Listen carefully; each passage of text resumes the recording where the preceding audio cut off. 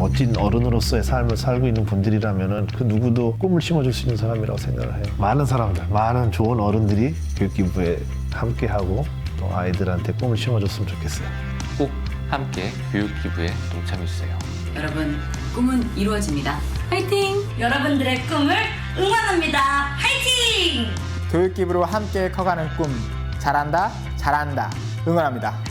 잘한다, 잘한다. 여러분의 꿈을 응원합니다. 우리 한국건설기술연구원은 교육기부 활동을 멈추지 않겠습니다. 여러분들도 함께 해주세요. 저희 모두행복 사회적 협동조합에서도 꾸준한 교육 기부를 함으로써 함께 기여할 수 있는 시간이 되기를 희망합니다. 교육기부로 함께 커가는 꿈 잘한다 잘한다.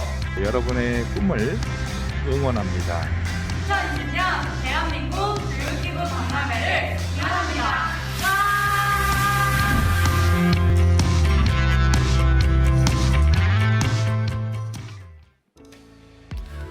네, 교육기부로 함께 커가는 꿈 잘한다 잘한다. 안녕하세요. 열린마루 첫 번째 날 라이브 오전반에 오신 여러분들 진심으로 환영합니다.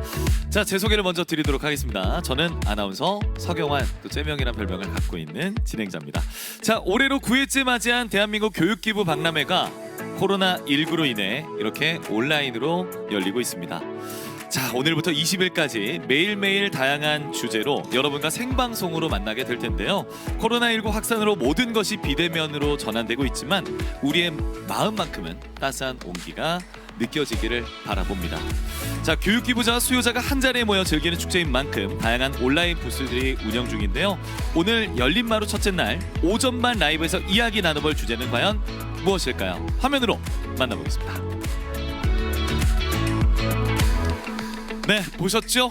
우리가 살고 있는 지구 그리고 우주입니다. 인류가 우주로 진출한 지 반세기가 훌쩍 넘었다고 합니다. 세계 최초의 인공위성 스푸트니크 1호가 1957년 10월 4일 발사되면서 우주를 향한 인류의 꿈은 현실이 되었는데요. 이제는 더 넓은 우주를 향해 세계 각국이 우주 개발 경쟁을 하며 우주 산업은 끊임없이 지금도 발전되고 있습니다. 우리나라에도 선진국의 위상에 걸맞게 다양한 우주 산업에 도전하고 있는데요. 그 중심에서 우주를 연구하는 기관이 있습니다. 바로 항공우주연구원인데요. 아리랑호, 나로 등 많이 들어보셨죠? 그래서 발사를 성공시킨 곳으로 잘 알려져 있기도 합니다. 자, 항공우주과학 기술 영역의 새로운 탐구와 기술 선도, 개발 및 보급을 통해 국민 생활 향상에 기여하고자 노력하는 정부 출연 연구기관인데요. 오늘 열린마루 첫 번째 시간에는 항공우주연구원 미래기술연구소 책임연구원으로 일하고 계신 김혜동 박사님을 모시고 세계와 우리나라의 우주 산업과 또 그로 인해 빚어진 문제 해결 방안들을 아주 솔직하게 또 얘기를 나눠보도록 하겠습니다. 자, 여러분 어떠신가요? 기대 많이 되시죠? 그럼 만나보도록 하겠습니다. 네, 아주 어렵게 귀한 분 모셨습니다. 인사드리겠습니다. 어서 오세요, 김혜동 박사님. 반갑습니다. 김혜동입니다. 네, 현재 한국항공우주연구원에 재직 중입니다. 네, 우리 온라인에서 이 박사님을 모시기가 되게 어려운 분인데 온라인에서 또 이렇게 만나게 돼서 영광이고요. 저희 추가적으로 요즘은 또 우주 쓰레기 제거 기술 연구까지도 또 진행을 계속 하고 계신다면서요? 네, 맞습니다. 제가 2000년도부터 한국항공우주연구원에 근무를 시작했고요. 네. 처음 들어왔을 때는 인공위성을 지상에서 이제 관제 제어를 하는 그런 관제 시스템을 개발했었습니다. 그러다가 2007년도에 우리나라 아리랑 위성 1호하고 2호하고 중국의 우주 쓰레기하고 부딪힐까 저희가 이제 그 충돌 위험을 분석하다 보니까 우주 쓰레기 연구가 이제 필요하겠다. 그렇게 해서 우주 쓰레기 연구를 시작하게 됐고 한 그 이후에 지금은 이제 초성 위성 연구를 또 하고 있습니다. 이 굉장히 좀 사실은 이해가 잘 되진 않았지만 네. 그래도 진짜 아까 말씀드렸던 것처럼 어떤 그런 위험을 분석하고 예견하는 또 네, 그런 일 역할들을 또 하시는 거라고 이해하면 될까요? 네, 맞습니다. 아, 그렇군요. 자, 우리나라에서 우주를 연구하시는 과학자라고 합니다. 그래서 과학자를 실제로 저도 만나 뵙는 거는 사실상 진짜 처음인데 온라인으로 함께 계신 랜선 관객분들도 혹시 김혜동 박사님께 궁금한 점이 있다면 바로바로 질문 있어요라고 말머리를 달아주신 이후에 질문 내용을 남겨주시면 제가 보고 답변을 좀 드리도록 하겠습니다. 자, 먼저 제가 대변해서 몇 가지 질문을 좀 드리면 청소년들이 굉장히 관심을 많이 갖고 있어요. 그래서 먼저 몸담고 계신 항공우주연구원이 어떤 곳인지 조금 더 좀 자세하게, 하지만 좀 청소년들이 듣기에 너무 어렵지 않게 좀 말씀 좀 부탁드릴게요. 네, 제가 지금 재직하고 있는 한국항공우주연구원은 출연연구소라고 합니다. 출연연구소는 국가의 예산을 지원을 받아서 나라에서 필요한 연구를 주로 이제 연구 개발하는 연구소인데요. 저희 연구소에서 하고 있는 주된 연구 분야는 크게 한 4가지로 나눌 수가 있겠습니다. 첫 번째는 여러분들이 들어보셨는 바와 같이 아리랑 위성이라고 하는 대형 위성들을 만들고 있는 어떤 그 연구 주제가 있고요. 그 다음에 인공위성을 우주로 발사하기 위해서는 우주 로켓이 필요합니다. 그래서 나로 같은 우주 로켓을 만드는 곳이 있고, 그 다음에 항공기, 요즘은 이제 무인기 드론이라고 하는 항공기를 만드는 연구소가 있고, 제가 몸담고 있는 미래기술연구소가 있습니다. 제가 몸담고 있는 미래기술연구소는 기존의 발사체라든지 인공위성, 항공기에서 조금 벗어나서 우주 탐사를 하기 위한 기술, 그 다음에 뭐 달 탐사를 하기 위한 기술, 그 다음에 제가 지금 하고 있는 우주 쓰레기 위험 연구, 우주 쓰레기를 어떻게 제거할 것인가, 그 다음에 요즘 그 뉴스페이스 시대에 초성 위성이라고 하는 것이 굉장히 많은 곽강을 받고 있습니다. 작은 인공위성을 만들어 가지고 얼만큼 우리가 유용하게 쓸 수 있을 것인가, 그런 문제를 저희가 이제 연구를 하고 있거든요. 그러한 그 많은 연구들을 지금 하고 있습니다. 결국에 방향성은 어떻게 보면 인류와 그리고 우리가 뭔가 좀 더 수월하고 편한 어떤 환경을 만들기 위해서 그 미래를 보고 뭔가 투자하시는 거네요, 그렇죠? 네, 맞습니다. 대단해요. 저희 그 연구소에 모토가 있습니다. 어떤 거예요? 하늘과 꿈을 향한 어떤 희망을 야. 저희가 이제 주자, 그런 연구소라고 지금 소개를 할 수가 있겠습니다. 네, 뭔가 가슴이 웅장해지는 듯한 느낌. 우리 박사님과 좀 얘기를 해보니까 우주 전반적인 것부터 해가지고 좀 요새 또 드론이라고 하니까 귀에 쏙 들어오는데 드론에 관련된 사업부라고 해서 뭐 이렇게 전방위적으로 좀 보고 있다라고 이해가 되는 것 같습니다.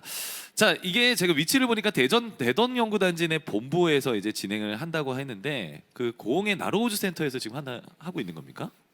제가 지금 있는 곳은 예. 대전의 본원에서 연구를 하고 있고요. 본원에서 네. 예, 고흥에 있는 나로우주센터는 주로 이제 그 발사체가 그 발사를 하기 위해서 준비하는 곳이고, 네. 거기서 이제 로켓이 발사되는 곳이라고 보시면 되겠습니다. 대부분의 연구는 대전에 있는 본원에서 수행을 하고 있습니다.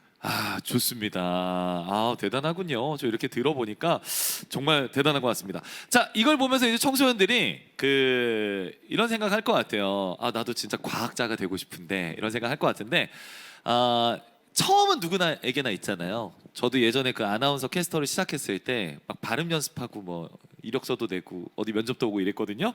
그래서 이렇게 꿈의 직장으로 이 과학자를 꼽는 우리 청소년들한테 입사했을 때 그때 스타트를 좀 얘기해 주신다면 또 어떤 과정을 겪었고 어떻게 또 시작을 하셨나요? 간단하게. 네. 네, 뭐 요즘은 뭐 유튜버가 된다든지 네. 뭐 연예인이 되는 게 이제 꿈이었는데, 제가 어렸을 때는 과학자가 1순위였었거든요.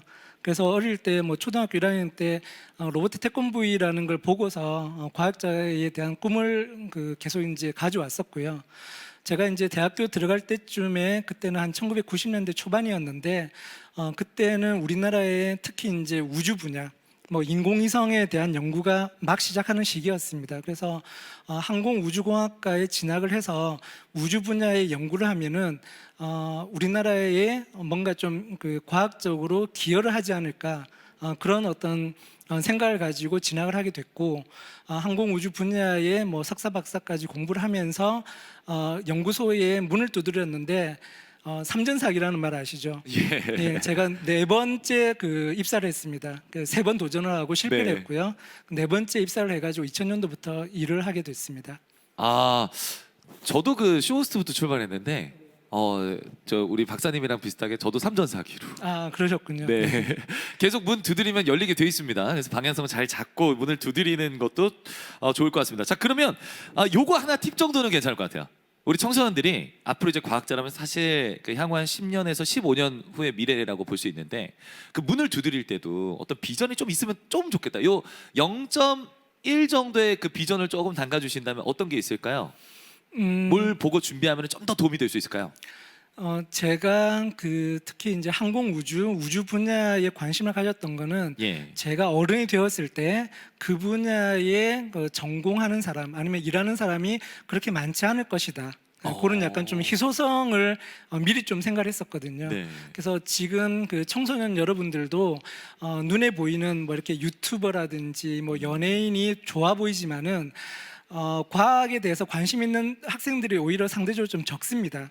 그 얘기는 뭐냐 그러면은 여러분들이 어른이 됐을 때 과학자를 필요로 하는 세상이 더 올 수도 있죠. 요즘 뭐 희소가 인공지능, 뭐 예. 4차 산업혁명이라고 지금 뭐 굉장히 부흥을 하고 있는데 그런 조금 더 미래를 보고서 과학 분야에 관심을 가지게 되면은 여러분들이 어른이 됐을 때는 과학자가 오히려 우대받는 세상이 다시 오지 않을까. 네. 왜냐 그러면 모든 그 흐름이라고 하는 건 계속 이제 반복이 되지 않습니까? 그래서 여러분들이 지금이라도 과학에 관심을 가지고 공부를 하신 다음에 어른이 되는 세상에는 과학자가 뭐 지금의 의사나 돈을 많이 버는 연예인보다 돈을 더 많이 벌 수도 있지 않을까 그런 생각이 듭니다. 네, 아주 좋은 팁을 해주신 거예요. 그러니까 주기는 이제 계속 돌아오게 되고 지금 딱 보면 희소 가치가 딱 맞은 시기가 되지 않을까라고 생각합니다. 자, 꿈을 좀 더 키워가는 게 어떨까요? 네, 청소년분들도 온라인으로 보시면서 진짜 대단한 얘기 들었구나. 나도 비전을 갖고 좀 가야겠다 생각하시면 좋을 것 같아요. 자, 이제는 조금 더 심도 있는 질문을 몇 가지 드려볼까 합니다. 제가 조사한 바로는 세계 여러 나라의 나사나 또 우리나라의 항공우주연구원과 같은 우주센터가 또 있다고 합니다. 우리 박사님 어디에 있나요? 말씀하시는 이제 우주센터를 조금 더 크게 저희가 이제 우주 에이전시라고 합니다. 그래서 미국 나사는 미국 항공 우주 에이전시가 되는 거고요. 우리나라에는 아직까지 아쉽게도 에이전시까지는 아니지만은 저희 항공우주연구원이 에이전시 역할을 그나마 지금 하고 있고 이렇게 그 미국 나사나 저희 항우연 같은 역할을 하는 곳이 전 세계에 많이 있습니다. 일본 같은 경우는 작사라고 하는 곳이 있고요. 프랑스에서는 크네스라고 하는 곳이 있고 그다음에 유럽의 여러 국가들이 모여서 항공우주 분야의 여러 연구 개발을 하고 있는 ESA 유로피안 스페이스 에이전시라고 하는 곳도 있습니다. 그리고 뭐 중국도 있고 뭐 캐나다 심지어는 브라질 최근에는 이제 호주에서도 이렇게 항공우주 전문 연구소 그다음에 에이전시를 만들고 이 분야에 굉장히 본격적으로 연구를 하고 있습니다. 네, 굉장히 많은 곳에서 또 연구하고 있고, 네, 맞습니다. 네, 그렇게 있다는 것 자체가 놀라운 것 같습니다. 사실 처음에 저희 박사님과 얘기를 할 때는 우주 사업이라고 하면 제 인생과는 굉장히 동떨어져 있다고 생각을 했으나 지금 움직이는 걸 보면은 전 세계적으로도 굉장히 활발하게 움직이고 있고 또 투자도 되고 있는 것으로 보여집니다. 자, 그럼 우리나라 우주 사업은 우리 박사님이 진단하시기에 어디까지 진행한 상태일까요? 우리가 이제 우주 사업, 우주 개발이라고 하면은 네. 여러 가지 분야가 있습니다. 아까 이제 말씀드린 것처럼 인공위성 분야가 있고, 그 다음에 우주 로켓 분야, 그 다음에 인공위성의 데이터를 활용하는 어떤 그런 분야로 저희가 나눠볼 수가 있습니다. 또 뭐 이제 거기에 더 나아가서 달을 간다든지, 뭐 화성을 간다든지 우주 탐사에 관련된 그런 연구를 하게 되는데, 우리나라의 지금 기술적인 수준은 인공위성을 만드는 기술, 특히 이제 지구를 관측하거나 영상을 촬영하는 그런 인공위성에 대한 기술 수준은 미국이나 일본, 뭐 유럽과 같은 선진국에 비해 가지고 거의 한 80%, 90% 가까이 따라왔다고 지금 보고 있습니다. 대단한데요? 네, 그래서 인공위성 분야에서는 그렇게 많은 발전을 이루어왔고, 다만 인공위성을 우주로 보내는 로켓 분야는 아시다시피 불과 몇 년 전에 처음 저희가 이제 쏘아 보냈죠. 그리고 아마 내년도에 두 번째 이제 시도를 하게 되는 만큼 격차가 한 20-30년 정도 벌어졌다고 보시면 되겠습니다. 그리고 지금 이제 조만간에 미국에서 다시 한번 달에 사람을 보낸다 그러고, 그다음에 여러분들이 아마 뉴스에 보셨는지 모르겠지만은 민간 기업인 스페이스X에서 조만간에 또 화성에 또 사람을 보낸다 그러거든요. 그런 일들은 이제 우리가 우주 탐사를 한다 그러는데, 우주 탐사 분야는 우리나라가 조금 많이 좀 뒤처져 있는 상태라고 보시면 됩니다. 왜냐 그러면 내후년 정도에 저희가 처음으로 달에 인공위성을 보내는 그런 지금 계획을 갖고 있기 때문에 그쪽 분야는 조금 많이 차이가 난다고 보시면 되겠습니다. 저 근데 내후년 정도에 이제 보낸다고 하는데 그 혹시 그 호가 어떻게 어떤 이름이 있나요? 아니면 하는 뭐 작전명이 있나요? 그런 게 있을까요? 내후년에 그 달에 보내는 인공위성은 한국형 달 탐사선이라고 코리아 그 달 탐사선이라고 이름이 붙여져 있고요. 네네네. 그 다음에 마찬가지로 내년에 발사되려고 하는 한국형 발사체는 누리호라고 이름을 붙였죠. 네. 누리호라고. 자, 2021년 그럼 2022년, 2021년도 그 정도가 이제 네, 맞습니다. 네, 예정상으로는 그렇게 돼 있는데 누리호 본체 발사를 또 앞두고 있다고 하네요. 그리고 주신 자료를 또 보니까 우리가 또 친근한 분이 또 있어요. 성함이 2008년 4월에 한국 최초의 우주인 이소연 씨를 또 배출하게 됐는데 그때도 막 기사화되고 관심 가지신 분들이 진짜 많았는데 그게 어느 정도 대단한 건지도 잘 체감 못하시는 분들이 계시거든요. 일단은 우주에 사람이 가서 경험을 해본다라고 하는 거는 굉장히 드물고 귀한 경험이죠. 네. 그래서 그때 이제 이소연 박사가 저희 항우연에 있으면서 이제 우주인으로 선발이 됐고 그 이후에 이제 우주에 갔다 와서 우주에서 직접 실험한 여러 가지 실험 결과, 그 다음에 우주에서 느꼈던 여러 가지 경험들에 대해 가지고 많은 강연을 이제 하러 다녔었습니다. 아마도 이제 그러한 그 강연 덕분에 우주에 대해서 또 이제 꿈을 키운 학생들이 좀 많이 늘어나지 않았을까 그렇게 생각합니다. 네, 참 그 멀리 동떨어져 있다고 생각을 또 하면서도 어떻게 보면 우리가 뉴스를 통해서든 어떤 얘기를 통해서든 간접적으로 직접적으로 우리가 정보를 듣고 있었다. 그리고 관심을 갖고 있었다라고 생각이 듭니다. 자, 저희가 이렇게 우리 박사님 모시고 또 얘기를 하다 보니까 말이죠. 시간 가는 줄 모르겠어요. 참 재밌는 것 같은데요. 자, 박사님께서 조금 전 설명해 주신 한국항공우주연구원을 좀 더 자세히 알고 싶은 분들은 교육기부 박람회 온라인 사이트를 또 이용하시면 된다고 합니다. 그래서 항공, 위성, 달 탐사, 드론 분야 연구원이 원격 수업 플랫폼을 활용하여 실시간으로 진로 메토링을 또 한다고 하니까 관심 가지시면 좋으실 것 같습니다. 자, 박사님 설명이 너무 재밌어서 저도 모르게 푹 빠져가지고 귀를 쫑긋 듣고 여러 가지 정보를 또 듣고 있는데요. 여러분 요즘 또 이런 게 관심 있으신 분들이 많거든요. 그래서 이와 관련된 또 퀴즈 시간에 또 어떤 문제가 나갈지 모르니까 잘 듣고 그때 정답을 맞춰주시면 저희가 또 이벤트 나중에 당첨되실 수 있다는 거 말씀드리면서 이제 본격적으로 박사님과 우주 쓰레기에 대한 얘기를 좀 나눠보도록 하겠습니다. 자, 이거는 제가 전무예요. 아무것도 모르겠어요. 근데 현재 우주에 또 쓰레기가 많다고 하는데 우주에는 얼마만큼의 쓰레기가 있고 어떤 쓰레기가 있는지 참 궁금해요. 네, 예. 그 일반인들은 약간 좀 생소할 수 있는 그 단어이죠. 우주 쓰레기.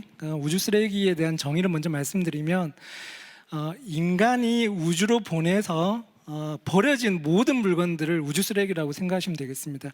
우리가 이제 쓰레기라고 하면은 원래 자기가 해야 될 일을 이제 다 하고 난 다음에 버려져 있는 물건들이죠. 우리가 지상에 있는 쓰레기도 다 원래는 이제 뭐 쓸 수 있는 것들이었지만은 제 할 일을 다 하고 이제 버려지면 쓰레기가 되는 거지 않습니까?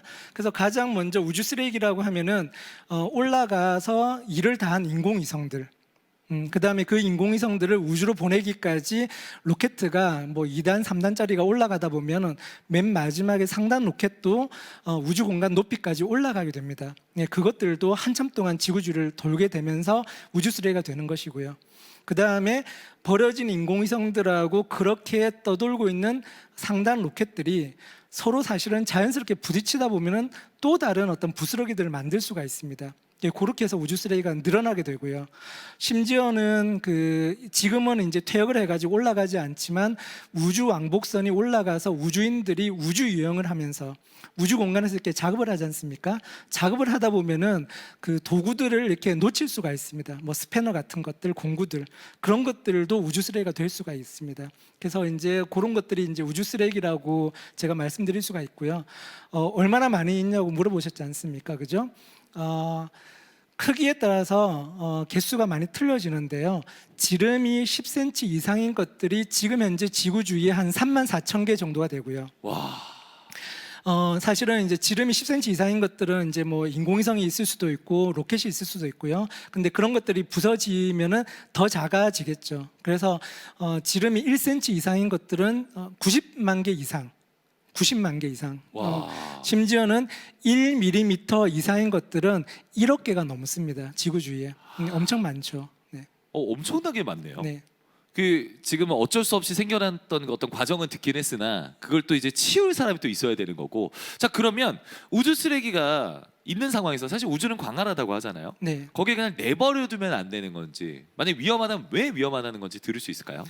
그 일반인들은 지구 주위의 우주가 굉장히 넓다. 그래서 빅스카이이기 때문에 설령 그 우주 쓰레기가 몇 개 이제 날아다닌다 하더라도 우리가 운영하는 인공위성하고 부딪힐까라고 이제 생각을 하시겠지만, 실제로 지난 2009년에 미국에 운영하고 있는 이리듐이라고 하는 인공위성하고 러시아의 인공위성인 코스모스가 처음으로 우주 공간에서 그 충돌이 일어났습니다.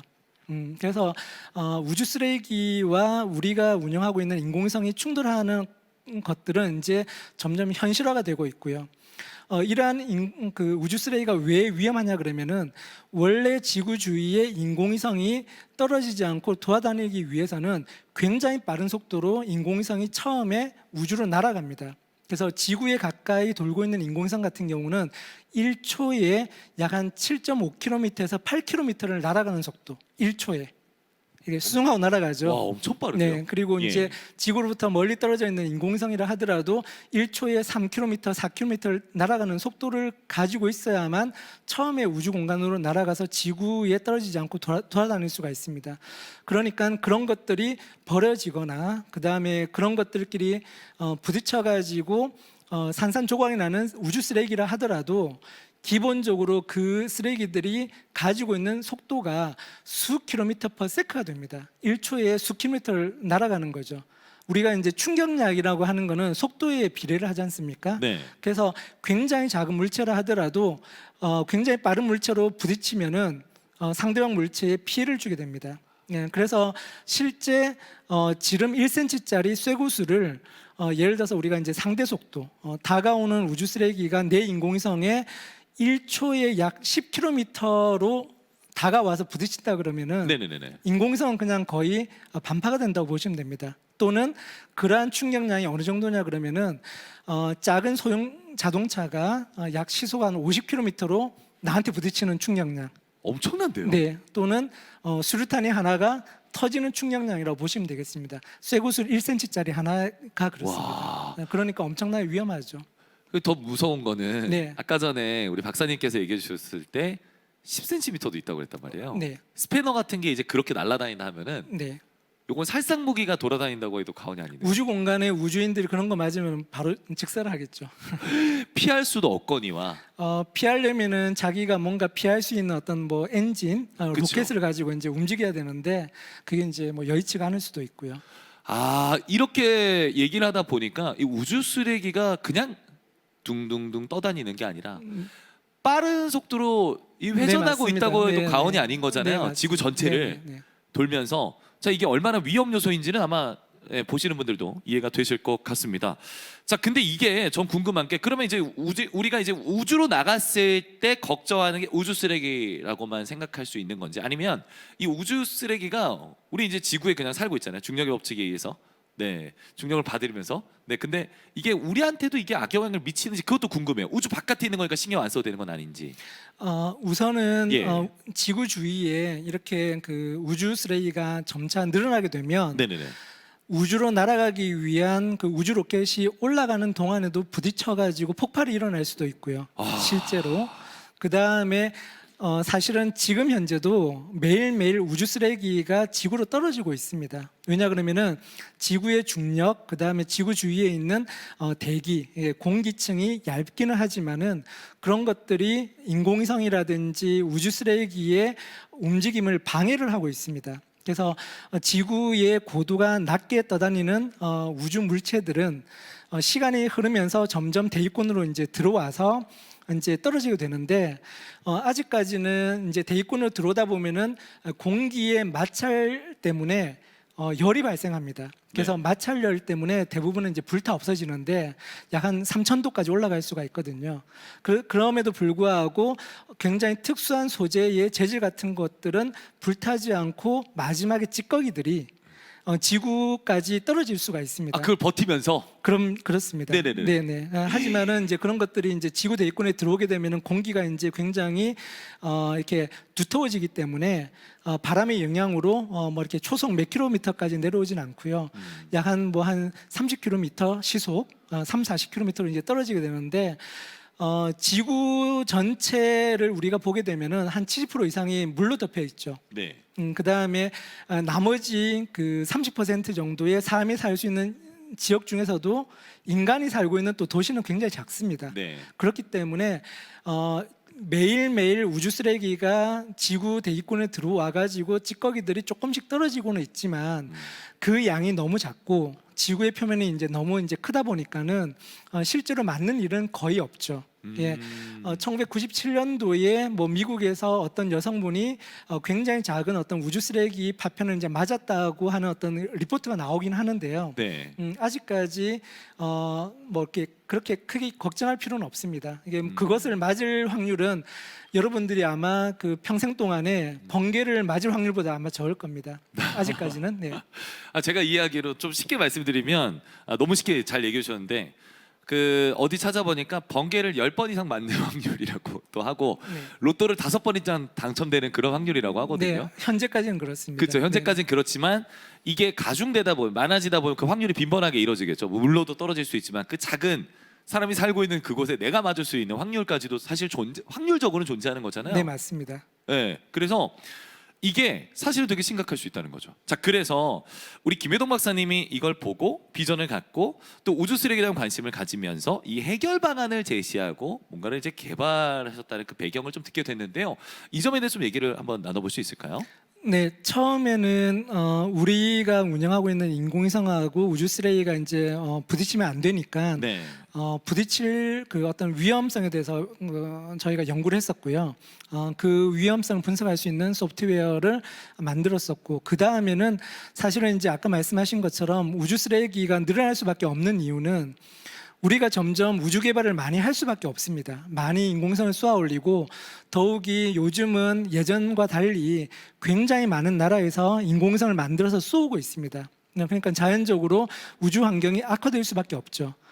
그것을 우리가 이제 줄이기 위한 유일한 방법은 지금 현재 우주 공간에 떠다니는 우주 쓰레기들 중에서 위험한 것들, 그러니까 크기가 커서 그것들이 다시 쓰레기가 되면은 더 많은 쓰레기를 만들 수 있는 위험한 우주 쓰레기들을 직접 우주로 올라가서 끌고 내려와서 없애는 것입니다. 그래서 실제로 우주 쓰레기를 제거하는 방법을 연구하기 시작했고요. 저희 연구소에서 지금 뭐 미국이라든지 일본이라든지 뭐 프랑스 같은 곳에서도 우주 쓰레기를 직접 이렇게 그 포획을 해서 대기권으로 가지고 온 다음에 불타 없애는 그러한 연구를 하고 있습니다. 뭐 이렇게 방법은 여러 가지가 지금 다양한 게 있는데요.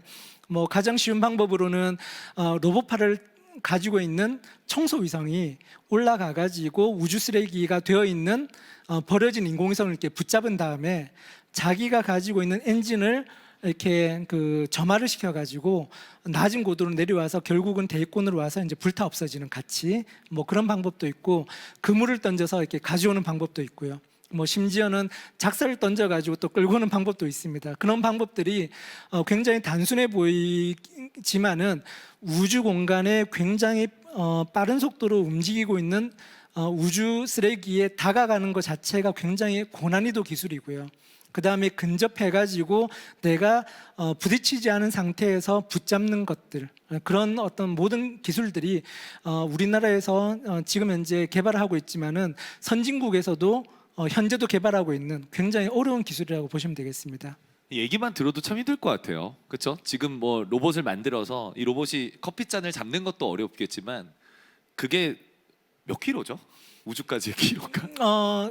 뭐 우주 쓰레기가 올라가 있는 고도가 뭐 500km에서 이제 움직이는 것도 있고 1000km에서 움직이는 것도 있겠죠, 그죠? 제각각에 이렇게 퍼져 있는 것들을 거기까지 올라가는 맞춰야 것들, 예, 그래서 그 우주 쓰레기가 있는 곳까지 가는 그 과정을 저희가 이제 랑데부 과정이라 그러고요. 아, 네. 맨 마지막에 이제 붙잡는 과정을 저희가 이제 도킹하는 과정이라고 합니다. 이제 그런 어떤 랑데부 도킹 기술이 외국에서도 이렇게 쉽게 개발하기 어려운 그런 고난이도 기술이죠. 네, 대단하십니다. 그러면 우리는 뭐 작살 던지고 이렇게 그물로 한다고 했는데 저희가 가지고 있는 비전은 어떤 걸까요? 잡은 걸까요? 아니면 뭐 이렇게 포획하고 뭐 이렇게 끌어들이고 뭐 이런 건가요? 저희 연구팀이 지금 만들고 있는 청소 위성은 네네네.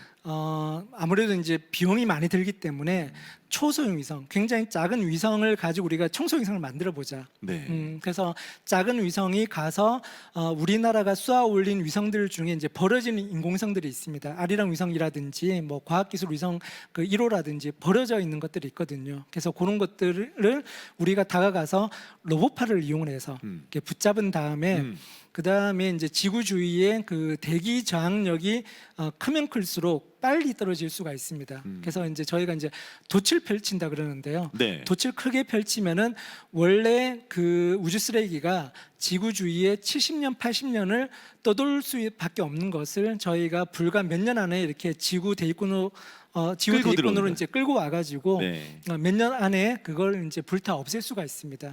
그러한 방법을 저희가 연구를 하고 있습니다.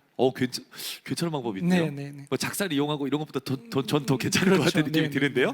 좋습니다. 기대가 많이 됩니다. 자, 그리고 제가 좀 조사해 보니까 그 항공우주연구원에서 박사님과 또 연구원들이 수년간 또 우주 쓰레기로부터 우리의 인공위성을 안전하게 보호하기 위한 소프트웨어를 또 개발하셨다는 얘기를 들었어요. 근데 그 이름이 좀 특이하더라고요.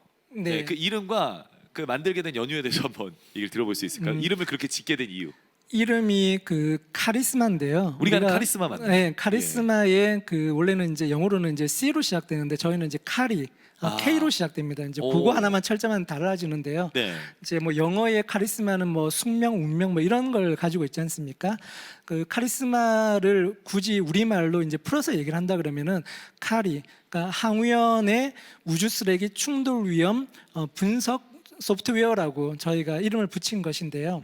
그것을 가지고 저희가 할 수 있는 것은 저희 항우연이 운영하고 있는 인공위성이 이미 많습니다. 아리랑 2호, 3호, 5호, 천리안 위성 1호, 2호 많이 있죠. 그런 것들이 우주 쓰레기에 부딪히면은 안 되겠죠. 네. 왜냐 그러면 저희가 각각의 위성들을 만드는 예산이 2천억 원, 3천억 원짜리의 굉장히 비싼 물건들입니다. 그런 것들이 우주 쓰레기하고 부딪히게 되면 아까 말씀드린 것처럼 충격량이 굉장히 크기 때문에 이제 더 이상 쓸 수 없게 됩니다. 파손돼 버리는 거죠. 네, 그래서 카리스마라고 하는 소프트웨어를 저희 연구팀이 만들어서 2013년에 만들었었거든요. 그리고 2014년도부터 저희 항우연에 위성을 관제하는 관제소가 있는데 거기에 지금 갖다 놓고 쓰고 있습니다. 그래서 그 소프트웨어를 이용을 해서 365일 24시간 동안에 계속 우리의 아리랑 위성하고 천리안 위성들이 우주 쓰레기하고 얼만큼 충돌 위험이 있는지, 얼만큼 가까이 지나가는지, 그리고 어떤 굉장히 가까운 거리에 지나간다 그러면은 우리 인공위성들을 대피시켜야 되겠죠. 저희가 이제 회피 기동을 한다 그러는데 네. 원래 인공위성의 위치로부터 살짝 이렇게 올리거나 내려가지고 충돌로부터 이제 회피를 하는 그런 기동을 저희가 실시를 하게 됩니다. 그러면은 어느 방향으로 얼만큼 올릴 것인가, 어느 만큼의 우리가 연료를 가장 적게 쓰고 살짝 이렇게 움직여가지고 충돌로부터 이렇게 벗어날 것인가, 그런 어떤 최적화적인 문제를 저희가 만든 카리스마라고 하는 소프트웨어를 가지고 저희가 다 하고 있습니다. 네, 그래서 지금까지는 안전하게 잘 운영을 하고 있습니다. 네. 이거는 정말 박수 칠 만한 것 같아요. 왜냐하면 진짜 카리스마 있네요. 네, 맞습니다. 네, 그러니까 이제 그 요새 이제 차들이 그 전기차도 많이 나오고 있고 그 주행 보조 자동으로 뭐 주차도 해주고 이런 것들인데 사실 우주에서는 어떤 데이터를 얻기도 굉장히 힘들거니와 그 위험 요소를 분석하고 효율적으로 움직이는 것도 되게 어렵다고 생각이 드는데 네, 맞습니다. 유지 및 관리가 되고 지속성을 높이기 위해서 계속 공헌하고 있는 거잖아요. 그 소프트웨어로 인해서 계속 그걸 알고 있는 거잖아요. 네, 맞습니다. 네, 순간순간 발생할 수 있는 어떤 위험 요소를 계속해서 제거해 나가는, 야, 우리 박사님 진짜 대단한 것 같습니다. 자, 박사님 지금 얘기를 좀 해보니까 우주 쓰레기가 얼마나 위험한지, 그리고 그 우주 쓰레기를 제거하기 위해서 우리가 어떤 것들을 지금 비전을 보고 또 이 굉장히 심혈을 기울여서 집중하고 있는지 이런 얘기를 좀 들어봤는데, 좀 더 좀 라이트하게 무게감을 좀 더 내려놔서 이 박사님이 보실 때 우주는 어디에서 어디부터 우주라고 부르는 거, 전 그걸 여쭙고 싶거든요. 그러니까 우리가 통상 우주라고 한다면 왜 대기권이 있고 성층권이 있고 뭐 이렇게 좀 어렵게 생각을 하게 되는데, 박사님이 보시는 그 프레임 안에서 어디에서부터 우주인가요? 이거 좀 명확하게 한번 선을 그을 수 있을까요?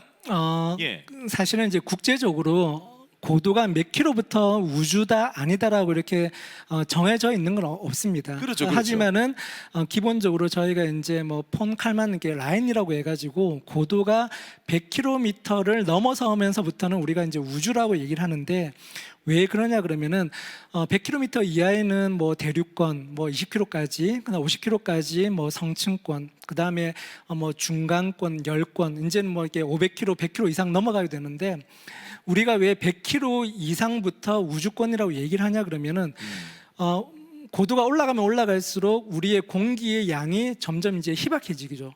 근데 그 희박해지는 그 비율이 100km가 넘어서면서부터 급격하게 줄어듭니다.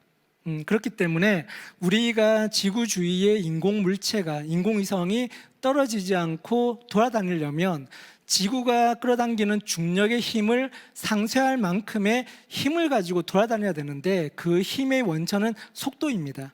그래서 그 속도를 우리가 뭐 이렇게 고도 100km에서 어느 정도의 속도를 줘가지고 이제 던지는데, 고도 100km보다 이렇게 낮은 곳에 저희가 인공위성을 처음에 이제 던지지 않습니까? 저희가 이제 고도 100km 이하의 고도 80km의 지구의 중력에 이제 맞서가지고 떨어지지 않을 만큼의 속도로 굉장히 빨리 던진다 하더라도 100km 이하의 고도에서는 워낙 공기층이 두껍기 때문에 지구를 이렇게 돌 수가 없습니다. 이렇게 자전을 할 수가 없고 이렇게 떨어집니다. 그렇기 때문에 우리가 고도가 100km 이하인 경우에는 도저히 인공위성을 운영할 수가 없기 때문에 그 이상부터 우리가 우주권이라고 얘기를 하는 것입니다. 딱 정해졌습니다. 네. 네. 항상 저희 기준에는 실무진이라는 게 굉장히 중요합니다. 네, 우리 박사님이 보시기에는 고도 100km 정도부터 지구와 우주의 경계라고 또 말씀을 해주셨어요. 그래서 그 밖은 이제 우주라고 보시면 되겠습니다. 자, 이렇게 해서 좀 박사님과 얘기를 나눠보니까 사실 커피 한 잔 따뜻한 거 딱 해두면 그 아이스 아메리카노로 바뀔 정도의 시간 정도 필요한 것 같아요. 저 한 8시간 정도 얘기할 정도로 네. 박사님 참 얘기를 재밌게 잘해주고 계신데, 자, 이렇게 우주의 문제도 해결하는 박사님이지만 또 이 자녀 문제도 잘 해결하고 계신지 궁금해요. 그래서 슬아의 자녀는 혹시 있으신가요? 네, 지금 초등학교 5학년 아들 하나 있습니다. 초등학교 5학년. 네. 그럼 나이가 지금 12살이죠. 12살. 자, 저 궁금해요. 저는 그 자녀분이 그 아버지가 대단한 그 우주 박사님이시잖아요. 과학자신데 아버지의 이야기를 이렇게 재밌게 듣고 있는지 그게 궁금합니다. 사실은 이제 뭐 의사가 많은 집안에 의사가 많이 나올 수밖에 없는 이유는, 네네네. 그러니까 의사 선생님이 맨날 집에 와서 이제 의사 일만 얘기를 해주죠.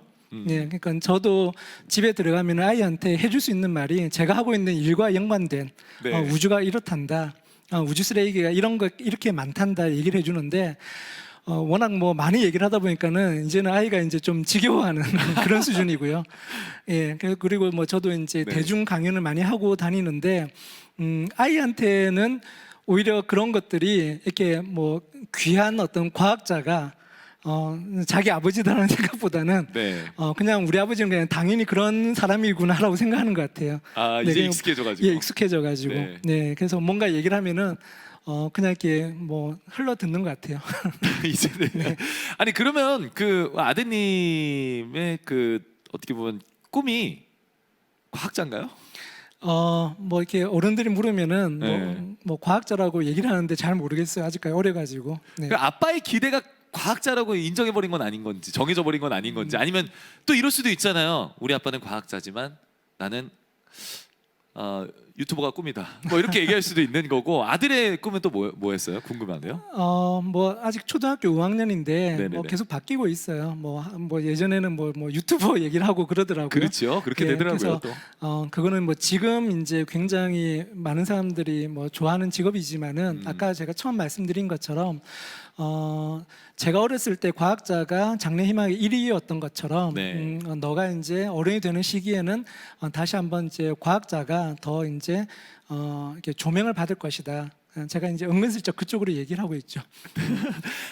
그러니까 그 아니면은 그 과학자가 하는 유튜버로 해서 요새는 또 그 부캐라고 있거든요. 네, 알고 있습니다. 네, 그렇게 해가지고 또 진행하는 것도 나름 재밌는 것 같아요. 네, 그럴 수도 있죠. 네, 그 집안 얘기 살짝 들어보니까 또 재밌습니다. 이 대단한 그 발명도 하신 카리스마를 또 만들어 주신 우리 박사님이시기도 한데 그 또 아드님 얘기 나오니까 또 행복한 웃음까지 지어주시는 거 보면서 아 천상 아버지구나라는 생각도 네. 들기도 합니다.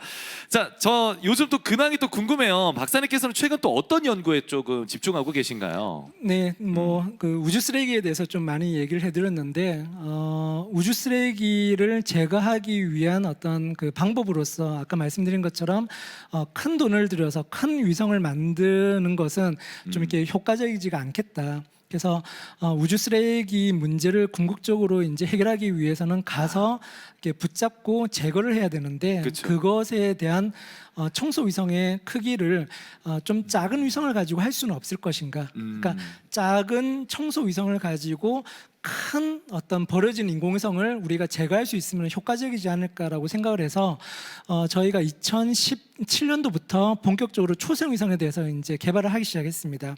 예, 그래서 초성 위성이라고 하면은 대형 위성은 뭐 1톤 이상 또는 이제 사람의 어른 크기보다 훨씬 더 큰 인공위성들도 있고요. 네. 소형 위성이라고 하더라도 무게가 뭐 100kg, 200kg 이 정도였는데 저희가 만들고 있는 거는 불과 10kg짜리. 와. 예, 그리고 이제 크기가 여러분들의 뭐 노트북 정도 크기, 굉장히 작죠, 말 그대로. 그래서 그런 것들을 이용해서 자기 몸집의 10배, 20배보다 더 큰 쓰레기를 좀 이렇게 치울 수 있지 않을까. 그래서 저희가 초성 위성에 대해서 지금 본격적으로 연구를 하고 있습니다. 굉장히 얘기만 들어도 효율적이라는 생각이 들긴 합니다. 네. 네, 들 수밖에 없네요. 대단하십니다. 자, 그리고 그 또 어떤 일을 또 하고 계세요? 거기에 그냥 온전히 100% 집중을 하고 계신가? 아니면 또 다른 차기에는 또 어떤 거를 좀 개발해야겠다라고 생각을 좀 하고 계신가요? 이제 우주 쓰레기 연구도 했었고 지금도 이제 일정 부분 하고 있고요. 네네네. 그다음에 이제 그걸 이제 제거하기 위해서 이제 초성 위성을 만들고 있는데 저희가 만들고 있는 초성 위성이라고 하는 것들이 쓰임새가 굉장히 다양합니다. 예, 그래서 그 초성 위성을 가지고 뭐 지구를 관측을 해서 많은 그 영상을 파는 회사도 이미 있고요. 네. 작은 위성을 가지고 비즈니스를 하고 있는 그 미국의 플래닛이라고 하는 회사도 있습니다. 전 지구 주위에 한 200개 이상을 그 쏘아가지고 매일매일 전 지구를 찍고 있습니다. 네, 그런 회사도 있고요. 저희가 만들고 있는 초성 위성을 그 다음에 어떻게 저희가 응용을 하려고 하냐 그러면은 인공위성이 수명이 이제 다하게 되면 쓰레기가 되는데 네. 쓰레기가 되기 전에 인공위성이 연료가 이제 다 떨어졌다 그러면은 우주에서 인공위성에 연료를 넣어주는 삽입해주는 재급유를 해주는 그런 예. 서비스를 저희가 어떻게 개발할 수 있을 것인가 그런 연구를 하고 있습니다. 네. 예, 사실은 이제 지상에 있는 자동차는 연료가 떨어지면은 주유소 가서 연료를 이제 공급받아가 쓰고 있지 않습니까? 근데 인공위성은 한번 우주로 날아가면 지금 현재까지는 처음에 지구에서 가지고 간 연료를 다 쓰게 되면은 누가 채워줄 수가 없으니까는 이제 쓰레기가 되는 거죠. 네. 근데 이제 지금 다른 연구자들도 마찬가지겠지만은 아이디어가 그렇다면은 우주로 날아가서 연료가 다 쓰여진 인공위성을 연료를 넣어주면 더 쓸 수 있지 않을까? 그렇죠. 예, 단순하게 생각. 인공위성을 만든다는 거는 굉장히 비싼 돈이 들어가는 거거든요. 그래서 인공위성을 대상으로 연료를 넣어주는 서비스. 그다음에 인공위성이 또 이렇게 고장이 나면은 그 고장 난 거를 이렇게 고쳐주는. 네, 그런 서비스를 해줄 수 있는 로봇 위성을 지금 또 저희가 와. 개발하려고 하고 있습니다. 네. 이거 대회인데 이거 방송에서 갑자기 나간 거 아닙니까? 예, 괜찮습니다. 네. 다른 어디 언어를 번역 안 하면 될까요? 좀 안전한. 네, 아무튼간에 여기 우리 청소년들만 보고 여기서 끝나는 걸로 이렇게 생각하시면 되겠습니다. 자, 몇 가지 좀 궁금한 것들이 있는데요. 자, 이번에는 그 우주를 둘러싼 소문이 진실인지 거짓인지 이 박사님한테 한번 여쭤보는 시간을 좀 가져보도록 하겠습니다. 자, 첫 번째 진실 혹은 거짓 문제 하나 드리도록 하겠습니다. 자, 제가 궁금했던 거거든요. 우주로 보내진 최초의 생명체는 인간이라는 얘기가 있거든요. 진실 혹은 거짓. 뭘까요? 진실일까요? 최초로. 거짓일까요? 그러니까 뭐 우리가 한번 예. 생각해 보면 처음으로 우주로 날아가야 말이 되는데 될까? 예. 처음부터 인간이 날아가기에는 굉장히 좀 위험해 보이죠. 예. 근데 저를 보낸다고 전 안 갈 것 같아요. 그러니까요. 예. 그러니까는 이제 거기서 이제 답이 나오죠.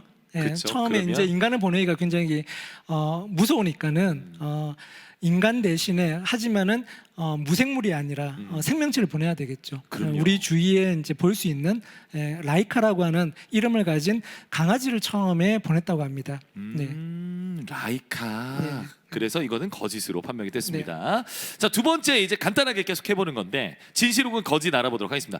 우주에서는 노화가 더디 된다는 말이 있습니다. 그래서 제 주변에 이제 여자 쇼호스트 아나운서분들도 우주에 갔다 와야겠다 뭐 이런 얘기를 농담삼아 하는데 자, 진실일까요? 거짓일까요? 사실은 이제 네. 그 문제가 약간 좀 그 오해의 소지가 있는데요. 예. 그 아인슈타인의 이제 상대성 이론에 의하면 예. 빨리 달리면 달릴수록 상대적으로 그 안에 있는 시간은 느리게 간다. 다르게 얘기하면은 빛의 속도로 간다 그러면은 시간이 거의 멈춰진다라는 거죠. 그러니까는 왜 그런 얘기가 나왔냐 그러면은 우주에서 돌아다니는 인공위성 같은 경우는 아까 말씀드린 것처럼 1초에 뭐 수 킬로미터를 빨리 지나다니지 않습니까? 그렇기 때문에 인공위성 안에 있으면은 시간이 그 속도가 굉장히 빠르기 때문에 상대적으로 이제 시간이 좀 더디게 간다. 그러니까 이제 노화가 좀 느리게 진행될 것이다라고 그렇게 얘기를 하는 겁니다. 네, 맞긴 하나 쉽진 않네요. 네, 그렇죠. 자, 그리고 마지막으로 요새 또 화제가 된 게 있었습니다. 그 얼마 전에 또 한 가지 흥미로운 기사를 제가 접했는데 전 세계적으로 K-팝 신드롬을 이끌고 있는 그룹이 저 BTS거든요. 아시죠? 네, 알고 네. 있습니다. 네. 그 노래 세 곡이 또 달나라에 간다는 소식이 있는데 이거 진짜인가요? 뭐 제가 BTS의 열렬 팬인 아미는 아니지만 네네네. BTS 노래를 좋아합니다. 저희 아들이 좋아해서. 그래서 그 2024년에 미국에서 다시 한번 달에 사람을 보내는 프로젝트를 하고 있습니다. 그 프로젝트 이름이 아르티미스인데요. 그때 올라가는 그 우주인이 BTS 노래를 이렇게 들으면서 간다라고 해서 이제 선곡을 했대요. 소우주라는 노래, 그 다음에 문차일드, 숫자로 되어 있는 게 있는데 1340, 43 이런 게 있다고 합니다. 저는 사실은 BTS 노래 중에 문이라고 하는 노래가 있는데 왜 그 노래를 안 듣는지 모르겠어요. 네. 더 신나는 노래인데. 그래서 그런 노래를 이제 들으면서 간다고 지금 계획을 얘기를 했다고 하네요. 보니까. 추가적으로 말씀드리면 134340은 그 태양계 행성의 지위를 잃고 소행성으로 등재된 명왕성의 번호를 네네. 의미한다고 합니다. 그렇군요. 이거 사실이었군요. 좋습니다. 자, 이렇게 해서 이 진실 혹은 거짓까지 간단하게 또 얘기를 들어보면서 우리가 갖고 있는 어떤 그 질문들 하고 싶었던 얘기들까지 다 들어본 것 같아요. 자, 제9회 대한민국 교육기부 박람회 열린마루 라이브 함께하고 계신데요. 아까 토크 중에 설명드린 한국항공우주연구원의 원격 영상 진로 멘토링 프로그램처럼 지구와 우주에 관련해 여러 기관의 다양한 프로그램들을 준비하고 있다고 합니다. 자, 먼저 극지 연구소에서는요, 극지에 대한 이해를 돕기 위해 여러 체험 기회를 마련했는데요. 온라인 극지과학 온라인 수업입니다. 그래서 우리나라의 극지 활동을 연구와 생활, 상식 등으로 나뉘어서 5편의 원격 수업 자료로 제작했는데요. 그 동영상 수업과 실시간 원격 수업으로 나눠져 있다고 하니까 잘 확인해 보시고 체험해 보시기 바랍니다. 자, 정말 많은 곳에서도 교육기부를 또 하고 있는 것 같아요. 그래서 우리 박사님도 또 교육기부를 또 하고 있는 걸로 들었는데 이 끝으로 저희 질문을 좀 마무리를 좀 해볼까 하는데 우주 과학자로서 느끼는 또 어려움과 보람이 좀 있을까요? 간단하게. 일단 우주 과학자라 그러면 여러분들이 이제 느끼시기에 우주를 대상으로 뭔가 연구를 하는 거지 않습니까? 그죠? 우주를 대상으로 연구를 한다는 거는 눈에 보이지가 않습니다. 네. 제가 직접 이제 우주에 가서 뭔가 일을 하는 게 아니죠. 우리가 뭐 자동차를 연구를 한다, 뭐 로봇을 연구를 한다 그러면은 실험실에서 아니면은 거리에서 자동차가 어떻게 움직이는지를 우리가 이제 보면서 연구를 할 수가 있는데 네. 내가 만든 인공위성, 그 인공위성을 이렇게 어떻게 움직일 수 있을 것인가라고 저희가 이제 소프트웨어를 짜고 발사를 했지만 그것을 우리가 눈으로 보기는 굉장히 어렵죠. 맞아요. 그러니까는 이제 간접적으로 올라간 인공위성이 지금 잘 돌고 있다, 일을 잘하고 있다라고 하는 것을 관제소에서 저희가 이렇게 신호를 받아가지고 간접적으로 저희가 확인할 수가 있습니다. 그러니까 인공위성이 관제소에 들어오면은 자기가 이제 신호를 보내거든요. 네. 그러면 인공위성에 이제 소리가 납니다. 뚜뚜뚜 하고 이제 그 신호가 소리가 나는데요. 마치 그 사람의 심장 소리 같이 들립니다. 오. 네, 그래서 내가 만든 인공위성이 이렇게 심장 소리를 내면서 이렇게 돌아다니고 있구나, 그런 걸 들을 때마다 굉장히 이게 보람되고요. 네. 그 다음에 이제 뭐 우주라고 하는 것은 사실은 인공위성을 보내가지고 인류의 생활이 좀 그 발전할 수 있게끔, 여러분들 그 GPS 내비게이션 잘 아시죠, 그죠? 예, 내비게이션도 인공위성 때문에 저희가 이제 덕분에 쓸 수 있는 거고, 그 다음에 뭐 전 세계적으로 라이브 방송하는 것도 인공위성 덕분이지 않습니까? 그렇죠. 그런 것들을 보면은 굉장히 이제 보람을 많이 느낀다는 거죠. 예, 그래서 이렇게 큰 어떤 시스템, 뭐 인공위성, 뭐 비행기, 뭐 이렇게 그런 것들을 만드는 것에 대해서 나름 자부심을 많이 가지고 있습니다. 네, 앞으로도 잘 부탁드리겠습니다. 네. 자, 이제는 저희가 퀴즈를 또 준비한 시간입니다. 자, 귀한 퀴즈 풀어보고 또 이벤트 상품까지 받아가는 시간인데요. 퀴즈에 대한 답은 댓글로 받을 예정입니다. 말머리에 정답을 달아주신 이후에 정답을 적어주시면 되겠습니다. 자, 라이브 종료가 끝난 이후에 피자나 치킨 모바일 교환권을 선물로 드릴 예정이라고 하니까 많은 참여 부탁드리고요. 댓글 정답 기재 시간은 문제가 나간 직후부터 제가 마감을 외치기 전까지입니다. 이 점 유의해 주시기 바랍니다. 운영진들이 댓글창에 또 선물 받으실 분들 명단을 남겨드릴 예정인데 그분들께는 저희가 반드시 내드린 연락처로 필수 정보들을 전달해 주셔야지만 선물을 수령하실 수 있겠습니다. 저희 박사님이랑 재밌는 얘기 했잖아요. 이제 퀴즈 코너 들어가도록 하겠습니다.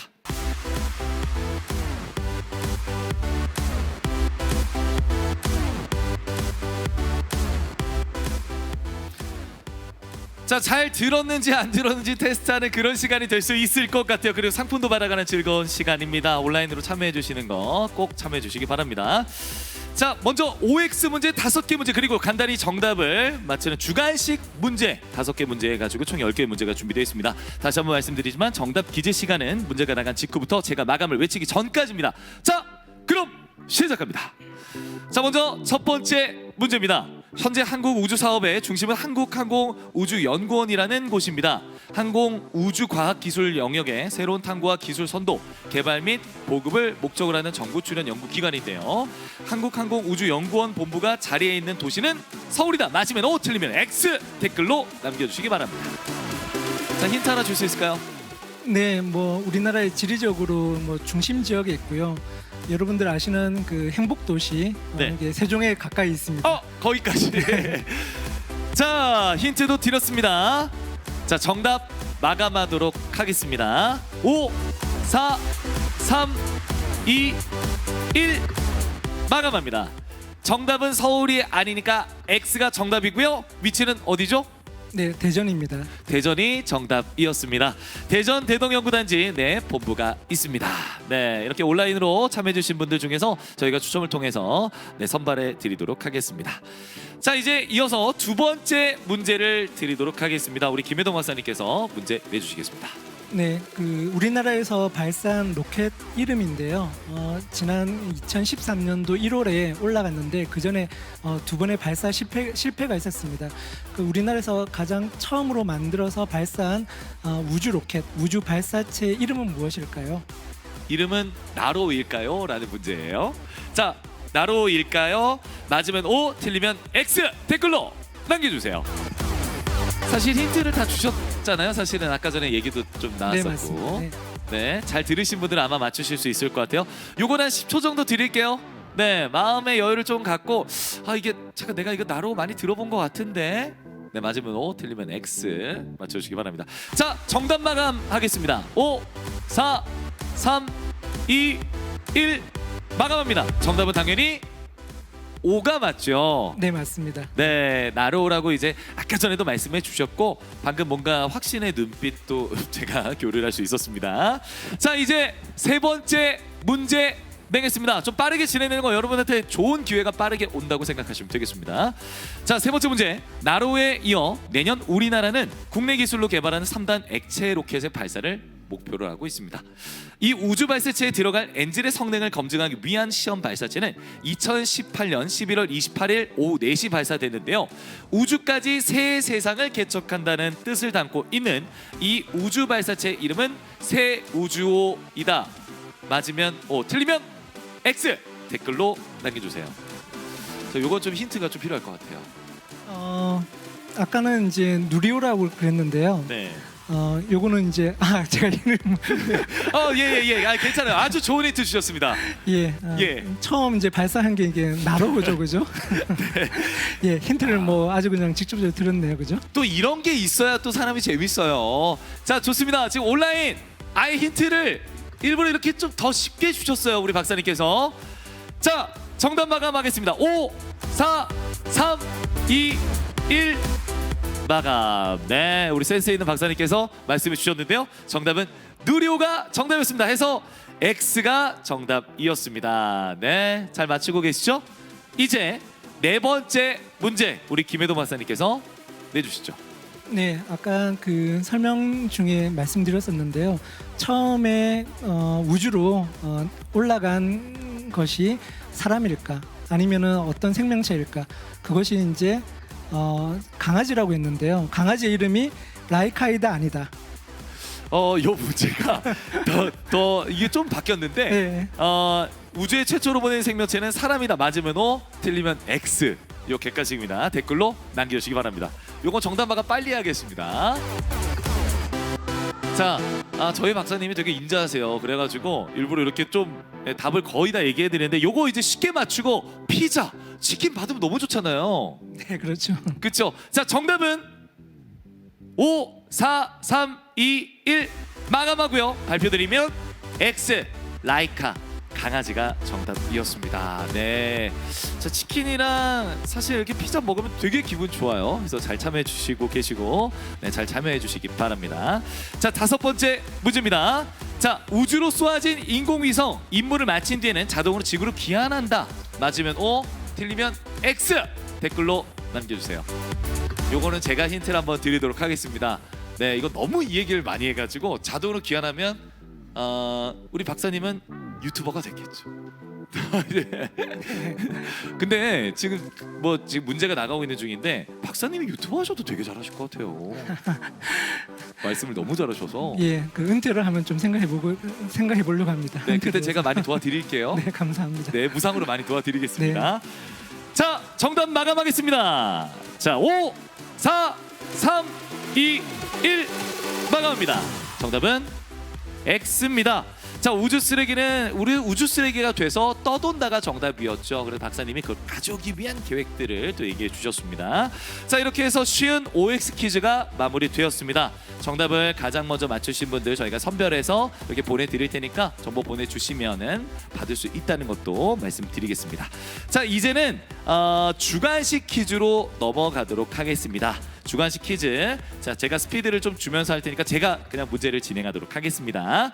자, 퀴즈의 답을 이 주관식으로 맞추는 거니까요. 정답하고 퀴즈 답을 맞춰주시면 되겠습니다. 주관식 퀴즈 1번입니다. 우리나라 우주 연구 개발의 중심이 되는 기관이 있습니다. 이름은 무엇일까요? 네, 힌트 부탁드립니다. 네, 그거 항공과 우주를 사랑하는 곳이 되겠습니다. 네, 힌트 감사합니다. 자, 요거 한번 잘 생각해 보시고 적어주시기 바랍니다. 항공과 우주를 사랑하는 연구실. 자, 정답 발표합니다. 정답은요, 항공우주연구원이 정답입니다. 네. 자, 우리 박사님께서 거의 떠서 입에다 딱 갖다 주셨어요. 그래서 이거 정답을 캐치하시기 바라고요. 자, 두 번째 문제입니다. 2008년 4월 한국 최초의 우주인이 배출이 되었습니다. 저희가 아까 전에 또 이름을 한번 거론을 했었는데 한국 최초의 우주인 이름은 무엇일까요? 아까 전에 저희가 굉장히 또 말을 많이 했었죠. 네. 성별은 여자분이시고요. 네. 성은 뭐 김씨, 이씨, 최씨 아니고 이씨입니다. 이씨. 네. 이씨입니다. 자, 마감합니다. 5 4 3 2 1 마감. 정답은 김씨, 이씨, 최씨 아니고 이씨가 정답. 이소연 씨가 정답이었습니다. 네, 맞추신 분들 축하합니다. 자, 이어서 3번 문제입니다. 김해동 박사와 항공우주연구원 연구원들은 우주 쓰레기 해결을 위해서 이것을 이용했다고 합니다. 자, 이것은 무엇일까요? 이것도 한번 힌트 가볼까요? 네, 뭐 이렇게 사람이 직접 가서 뭐 가져올 수는 없죠, 그죠? 그쵸. 예, 무엇인가가 우주로 가서 이제 가져와야 되니까 우주로 가서 일을 할 수 있는 거. 뭔가가 있겠죠, 그죠? 네. 자, 요거 뭐 아이언맨이나 이런 거 적으시면 안 됩니다. 그건 오답이고요. 자, 정답. 자, 일단 마감하겠습니다. 5 4 3 2 1 마감합니다. 자, 정답은요. 아이언맨이 아니라 인공위성. 네, 인공위성이 정답이었습니다. 자, 이렇게 해서 3번 문제까지 박진감 있게 굉장히 빠르게 진행이 됐습니다. 이제 4번 문제 들어갑니다. 자, 김해동 박사와 항공우주연구원 연구원들은 우리나라 인공위성 보호를 위해 이 소프트웨어를 개발했는데요. 이름은 무엇일까요? 잘 기억해 보시기 바랍니다. 자, 이름 무엇일까요? 힌트. 아, 뭐 사람들이 저하고 일을 하다 보면 저한테 뭐가 있다고 얘기를 하시더라고요. 아, 정말요? 되게 부드러우실 것 같은데. 예, 또 일할 때는 굉장히 엄격하기 때문에 네. 엄격한 사람한테 이렇게 우리가 뭐가 있다고 얘기를 하죠, 그죠? 포스 있다? 뭐 예, 그런 식으로. 자, 좋습니다. 아까 전에 참 재밌게 얘기를 했었잖아요. 앞쪽에 그 철자가 그 C가 아니라 K였다고, 그쵸? 맞죠? 네, 맞습니다. 카리라는 말이 네. 들어갑니다. 그렇습니다. 자, 5 4 3 2 1 마감합니다. 정답은 카리스마가 정답입니다. 네, 대단한 소프트웨어를 만들어 주셨고 그 이름이 카리스마였습니다. 우리가 일하지 않고 쉬는 동안에도 카리스마는 계속해서 일하고 있는 거예요. 네, 그렇죠? 맞습니다. 자, 이제 5번 문제입니다. 2019년 나사는 존슨 우주센터 트위터를 통해 2024년 달 탐사 때 우주인들이 들을 음악 가운데 대한민국의 한 아이돌 팀의 노래 3곡을 선정했다고 발표했습니다. 이 그룹의 이름은 무엇일까요? 아까 전에 네, 네. 그 진짜 얘기해 주실 때 저도 그 명왕성 떠도는 그 네, 네. 번호가 어렵더라고요. 네, 뭐 134043인가 뭐 그렇더라고요. 네. 우리 박사님도 어려운 그 이름의 어떤 그 노래 제목이 있었거든요. 자, 마감합니다. 5 4 3 2 1 마감합니다. 정답은 BTS 방탄소년단, 이게 정답입니다. 자, 좋습니다. 이렇게 해가지고 5개 모두 문제 풀어봤고 또 5개 OX 문제까지 풀어봤는데요. 진짜 오늘 뭐 퀴즈까지 하면서 알찬 시간을 또 보냈던 것 같아요. 그러니까 처음 진행할 때는 되게 어렵다고만 생각했는데 그 박사님 얘기를 듣다 보니까 굉장히 쉽고 이야기가 편하고 또 박사가 되는 과정들 뭐 이런 것들도 좀 들어봤고 팁도 한번 들어봤습니다. 과학자가 되는 것도 비전이 또 있다고 얘기하셨는데 오늘 전체적으로 퀴즈까지 해봤는데 소감 어떠신가요? 네, 그 뭐 코로나 사태 때문에 앞에 여러분들이 이제 없어서 볼 수는 없지만 많은 분들이 온라인을 통해 가지고 뭐 제 얘기를 들어주셨을 거라고 믿고 있고요. 제가 어렸을 때 그런 어떤 영화를 보면서 과학자에 대한 꿈을 키웠듯이 여러분들 중에서도 오늘 제가 드린 말씀의 일부가 관심 있어가지고 과학자에 대한 꿈을 키우시는 분들이 좀 많이 늘어났으면 좋겠다는 바람을 가지고 있습니다. 네. 네. 자, 그리고 확신까지 같이 얹혀 주셨습니다. 그렇습니다. 과학자를 꿈꾸고 과학자를 그리다 보면 나중에 또 굉장히 또 사랑받는 과학자가 되지 않을까? 네. 이렇게 한번 정리를 해보도록 하겠습니다. 감사합니다. 네, 고맙습니다. 감사합니다. 네, 자, 열린마루 오전반 알차게 한번 꾸며봤는데요. 오후반에서는 이주희 박사님을 모시고 우주와 우주인에 대한 이야기 나눠보는 시간 이어갈 예정입니다. 많은 기대와 사랑 부탁드리겠습니다. 자, 교육 기부자와 수요자가 한 자리에 모이는 제9회 대한민국 교육기부 박람회를 통해 나눔과 배려를 실천하는 교육기부 운동이 사회적으로 확산되기를 바라면서 저희는 이만 인사드리도록 하겠습니다. 박사님 감사하고요. 네, 감사합니다. 나중에 또 뵙겠습니다. 네, 감사합니다. 고맙습니다. 여러분 감사합니다.